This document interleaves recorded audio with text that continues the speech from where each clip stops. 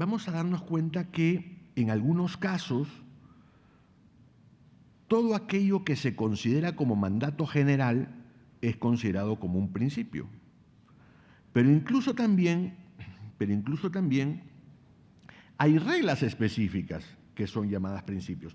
Lo que pasa es que la regla específica resulta ser tan importante que para darle esa importancia le ponemos la categoría de principio. Porque el principio es algo importante, no queda duda. Pero si le comenzamos a llamar a todo principio, que a los abogados nos encanta, precisamente para poner énfasis en la importancia de una regla o una institución, entonces calamos las bases mismas de los fundamentos de la disciplina. Voy a poner dos ejemplos notorios en materia procesal. La economía procesal. Si ustedes abren algunos manuales, van a encontrar la economía procesal como principios del proceso. Si ustedes abren otros manuales, van a encontrar la economía procesal como principio del procedimiento. Y ahí hay un problema, ¿de acuerdo? Cuando algo es principio de dos cosas, o cuando dos cosas distintas tienen el mismo principio. Y en verdad, la economía procesal no es un principio, sino que es un mandato general de optimización que se relaciona con un valor del sistema procesal determinado, la tutela judicial efectiva, particularmente en la expresión prohibición de un proceso sin dilaciones indebidas. Pero la economía procesal en sí es solo una técnica procedimental marcada sobre la base de la eficiencia que se inspira en este valor. Otro ejemplo común en América Latina, la oralidad. A la oralidad le hemos puesto la categoría de principio. Incluso muchas constituciones nuestras tienen a la oralidad, expresamente mencionadas. Bueno, yo soy un partidario de la oralidad, pero no es un principio. La oralidad es una técnica procedimental a través de la cual se pueden alcanzar de mejor manera ciertos valores constitucionales, como puede ser también que en algunos casos la oralidad no sirva. Y por el hecho que yo no tenga la oralidad en un proceso específico determinado, como un proceso de ejecución, por ejemplo, no voy a decir que ese proceso es inconstitucional en tanto que no realiza el principio constitucional de la oralidad. Entonces, estos son dos ejemplos de cómo en materia procesal solemos mencionar como principios algo que no lo son, sino que son más bien técnicas procedimentales que sí sirven para poder realizar los principios del derecho procesal. ¿Cómo hacemos entonces para definir qué es un principio en el ámbito del derecho procesal? Como ya he dicho, siguiendo a Alexia, el principio es un mandato de optimización que el ordenamiento jurídico quiere procurar. Este mandato de optimización se establece a partir de ciertos valores del ordenamiento jurídico, porque tampoco es que el derecho procesal tenga valores absolutamente independientes del resto del ordenamiento. El derecho es uno solo, jurídicamente nos organizamos de una sola manera y las disciplinas son solamente divisiones que los académicos hacemos para hacer un mejor estudio de la disciplina. Son, en esencia, los fundamentos mismos del sistema jurídico. Algunos de esos fundamentos se aplican en mayor medida en el ámbito procesal, pero no corresponden exclusivamente a este. Ya dije que no todo es principio. Yo aquí traigo una propuesta. Lo bonito de estos foros es precisamente traer propuestas para discutir. Esto no es, ni pretende ser, por supuesto, una verdad absoluta. De qué criterios usar para poder determinar o para poder construir los principios del derecho procesal y ya dejar de tener 120 principios o 100 principios y más bien ir a cuáles son esas bases fundamentales del sistema. Primero, determinar cuáles son los valores del Estado constitucional relativos al sistema de justicia. Esto es, vivimos en un Estado constitucional, ese es el modelo de Estado que hemos elegido como ciudadanos y por lo tanto tenemos que ver cuáles son esos valores que el Estado constitucional le reclama al sistema de justicia. Pero esos valores, para poder determinar exactamente lo mínimo indispensable, deben ser aquellos, esta es la segunda propuesta en el método, sin cuya existencia no puede considerarse que existe un proceso a la luz del Estado constitucional.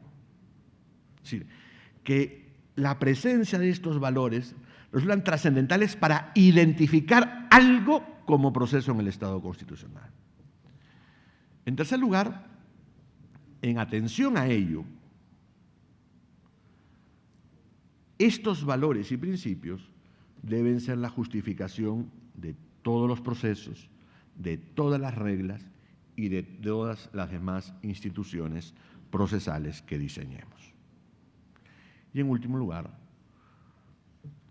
esos principios deben estar en condiciones de ser prevalentes en aquellos casos en los cuales una regla la contradiga. Es decir, que la posibilidad de contradecirlos sea mínima, por no decir nula. Digo mínima porque existe el test de ponderación que es necesario tener en cuenta, sobre el cual no voy a explicar porque me quedan solo 3 minutos. ¿Cuáles serían entonces esos valores? Y con esto ya termino. A mi juicio, solo 3, y nada más que 3. En primer lugar, la independencia de los órganos jurisdiccionales. Sin independencia de los órganos jurisdiccionales no puede hablarse de proceso en un Estado constitucional. Este es un valor, insisto, que incide en el ámbito del proceso judicial, del derecho procesal, pero no le corresponde exclusivamente a este, porque es un principio básico del sistema democrático y del Estado constitucional que hemos elegido. O sea, sin independencia de un órgano jurisdiccional no hay Estado constitucional. Sin independencia de un órgano, de la independencia del órgano jurisdiccional no hay un Estado constitucional, no hay democracia. Sin independencia de un órgano jurisdiccional no puede hablarse de un proceso válido constitucionalmente hablando. En segundo lugar, está el derecho a la tutela jurisdiccional efectiva, sobre el cual ya hablé. Y entendido en estas 2 fases, sobre las cuales ya no me da tiempo de extenderme. Uno, como tutela adecuada, oportuna y eficaz de los derechos, y otro como este haz de garantías que tiene que existir todo proceso para poder pasar el test de constitucionalidad que todo proceso debe tener. Acceso a la justicia, defensa, motivación, prueba, etcétera, etcétera, efectividad, etcétera, etcétera. Y el tercero, y ahora sí ya termino en los 30 segundos que me faltan, es el de responsabilidad de los órganos jurisdiccionales. Es decir, en el Estado constitucional, todo ejercicio de poder debe ser controlado y todo el que ejerce poder debe ser responsable por los actos que realiza y por lo tanto los jueces también.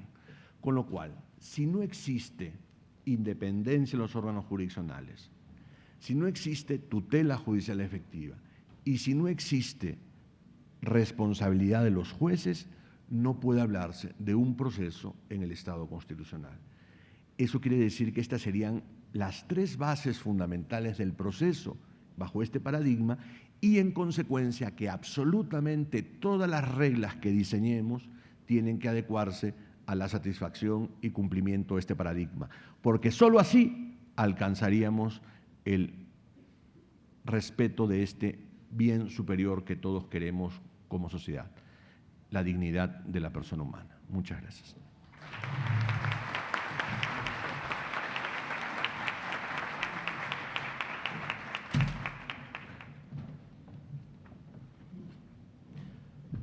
Agradecemos la importante intervención del doctor Giovanni Priori Posada de la República de Perú.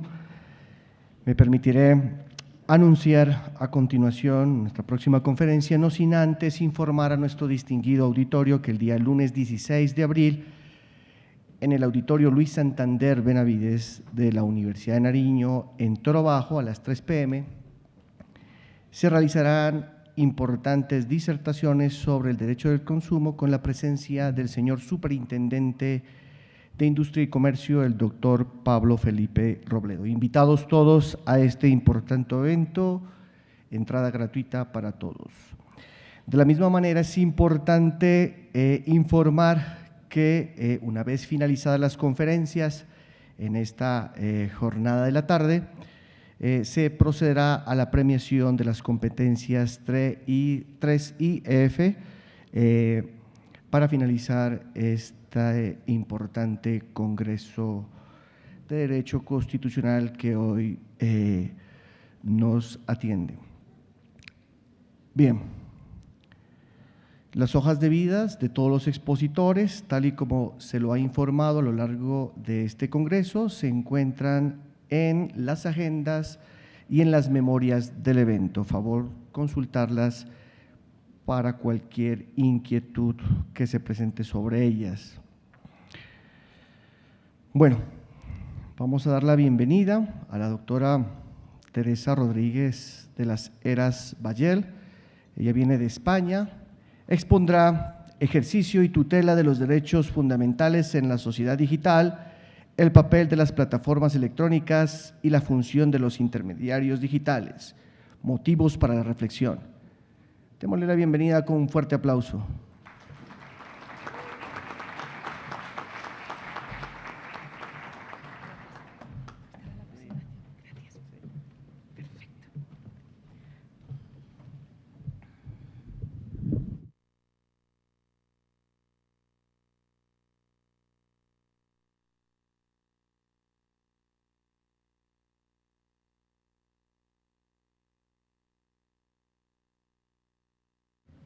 Buenos días a todos. Muchas gracias por la presentación. Muchas gracias por haberme dado la oportunidad de acompañaros hoy en esta última jornada del Congreso. Para mí es un placer, en primer lugar, tener la oportunidad, afortunadamente, no de visitar Colombia por primera vez, ya lo he hecho en muchas ocasiones y siempre es fantástico regresar, pero sí en mi caso la primera vez que visitaba Pasto. Por tanto, agradezco que esta invitación me haya dado la ocasión de conocer este bellísimo lugar.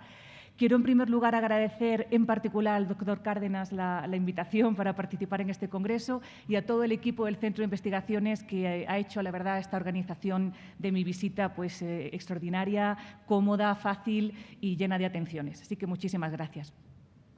Teniendo, por tanto, la sesión de hoy dedicada al tema que les presentaba de ejercicio y tutela de derechos fundamentales en el marco de la sociedad digital, como ya hacía el profesor Priori anteriormente, en mi caso tengo que declararme como mercantilista.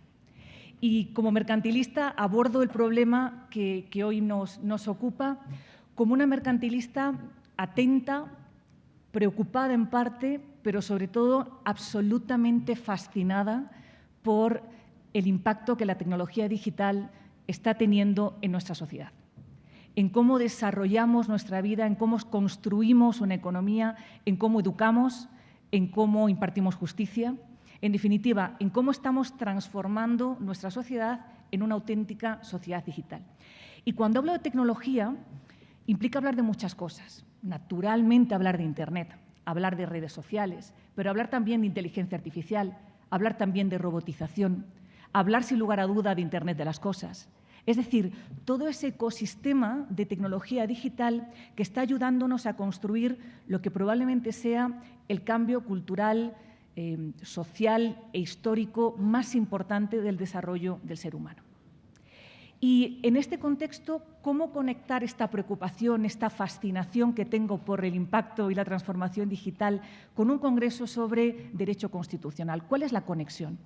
Pues mirad, quería aprovechar esta perspectiva y esta ocasión para analizar lo siguiente. ¿En qué medida la tecnología, en qué medida esta transformación digital de nuestra sociedad impacta de alguna manera en el ejercicio y el alcance, en la tutela, en la fortaleza de los derechos y libertades fundamentales? Y para ello lo que os propongo es que después de definiros el marco de qué es la sociedad digital y por qué la sociedad digital justifica que nos replanteemos la existencia, el alcance, el ejercicio y la tutela de los derechos y libertades fundamentales, una vez que definamos este contexto que, como digo, llamo sociedad digital y que va mucho más allá de hablar de Internet, sin lugar a duda, una vez hecho esto, os propongo, para tratar de encontrar juntos cuáles son los motivos para la reflexión, os propongo que analicemos 3 casos.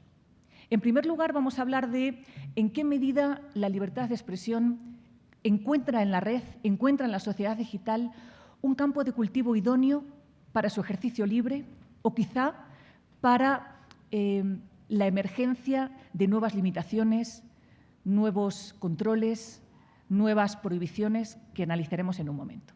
En segundo lugar, el caso que os propongo es hablar del derecho de acceso a una información veraz, aquella que podríamos decir que conforma a la opinión pública.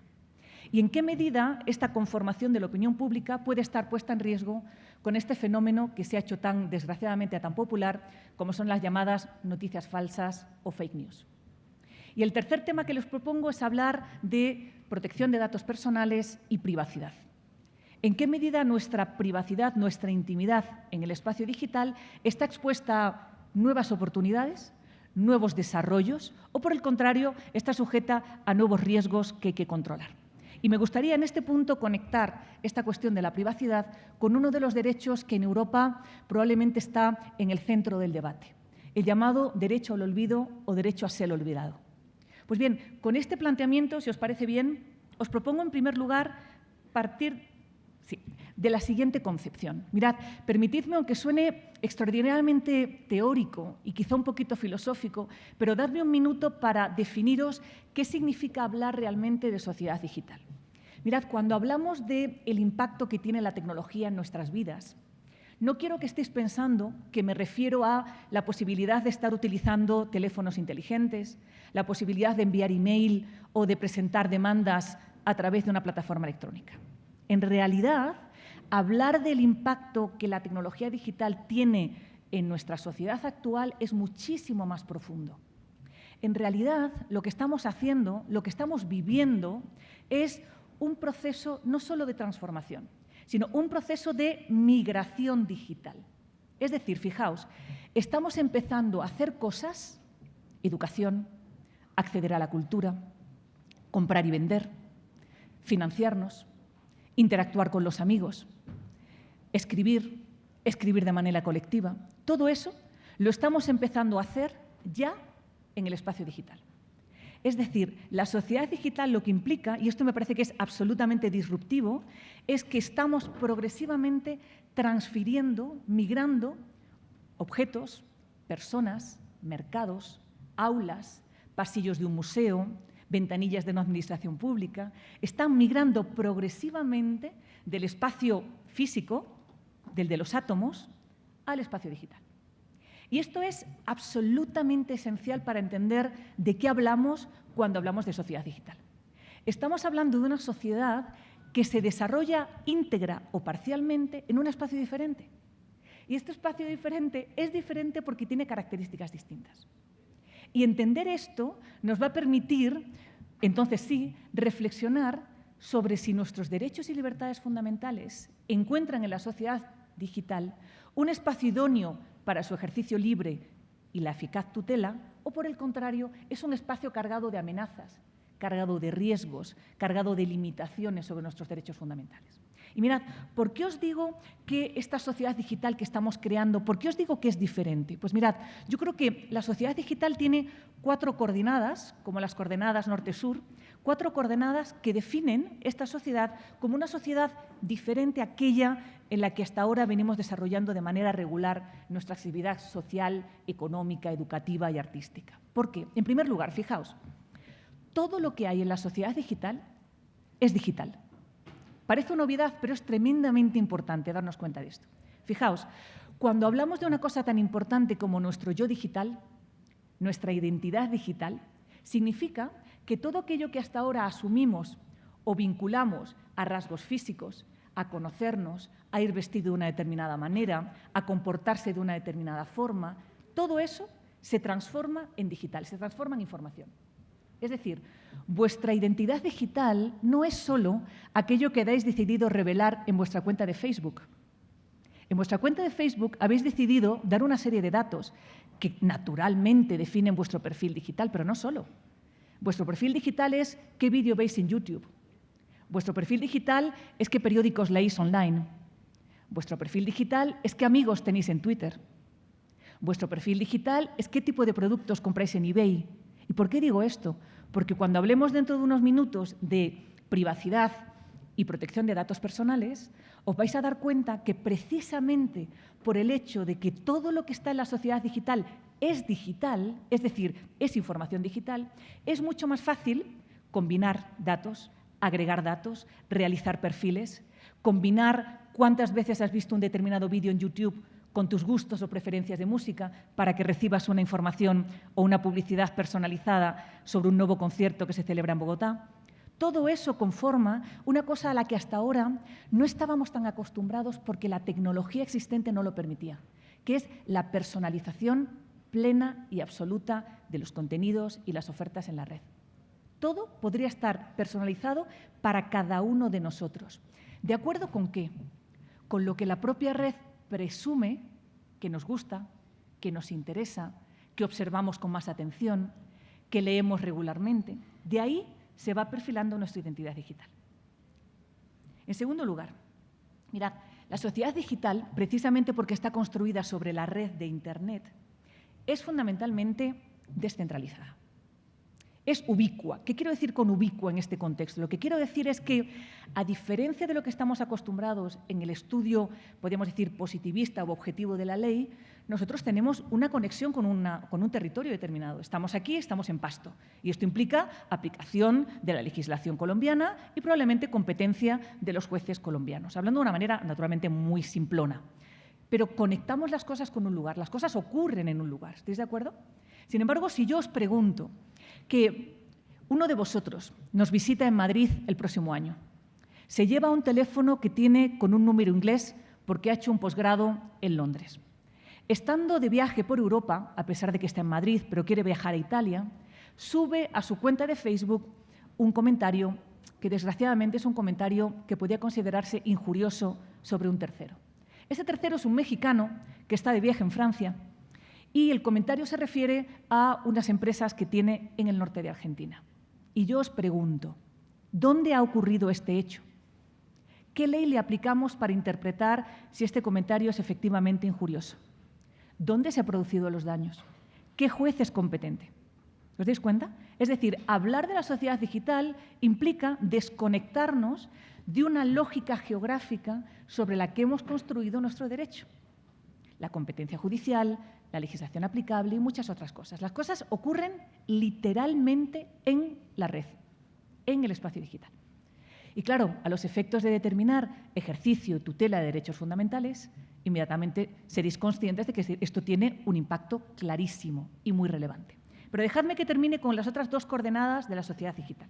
Mirad, otro de los problemas, otra de las características que se transforman en problemas de la sociedad digital es que precisamente por su estructura, la red, todo aquello que toca la red, todo aquello que cae como si fuera una gota sobre una red, una telaraña, todo aquello que toca la red automáticamente se extiende sin control, automáticamente se hace viral.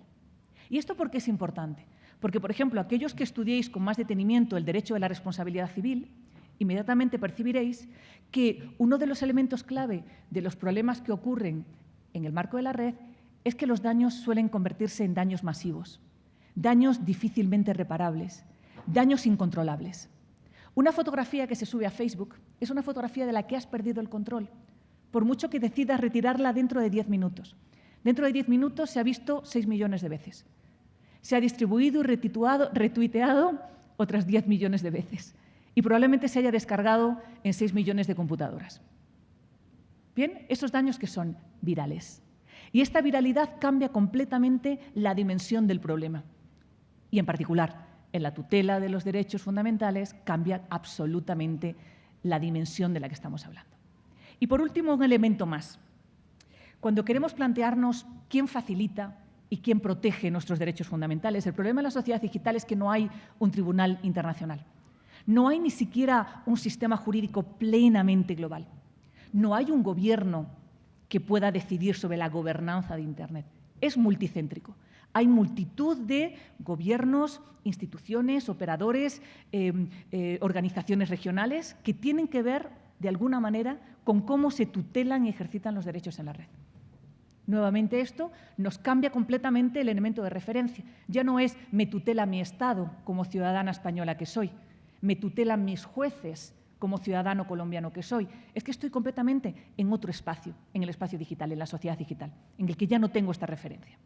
Por tanto, la pregunta que quiero que resolvamos juntos es, en la sociedad digital, ¿el ejercicio y la tutela de los derechos fundamentales está hacia la balanza, se inclina la balanza hacia el lado de la libertad? Es decir, ¿estamos en un entorno en el que el ejercicio de estos derechos es más libre y más pleno que nunca? ¿O, por el contrario, nos encontramos con obstáculos, con limitaciones que ponen en cuestión el verdadero ejercicio eficaz de estos derechos? Y para eso, ¿qué nos tenemos que preguntar? Pero bueno, en realidad, ¿cómo se ejercitan los derechos en la red?